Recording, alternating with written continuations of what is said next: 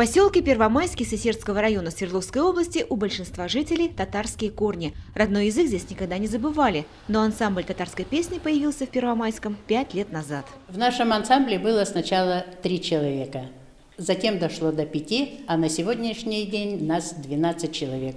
Слава Богу, у нас есть сейчас свой баянист. Стараемся расти и профессионально, стараемся и количественно расти. Населению нашему эта идея нравится. Основателю и бессменному руководителю коллектива «Дуслык» в этом году исполнилось 70 лет, но Фагиля Сафарова по-прежнему молода душой.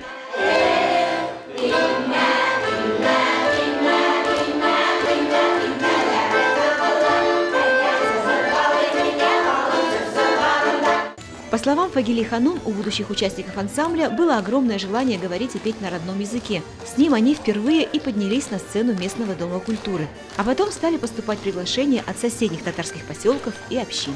Только мы поем, кого-то веселим. В дальнейшем, чтобы наши дети, наша молодежь, татарская молодежь, которая живет здесь, наши дети, чтобы у них проснулась к нашему искусству, к нашей музыке любовь. Хотелось бы, конечно, чтобы больше дети привлекались, именно чтобы вот язык знали, свой татарский язык изучали.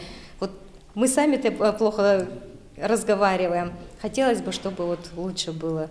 И поэтому и детей вот к нашему ансамблю с собой как нянчим их, пестуем, вырастить хотим.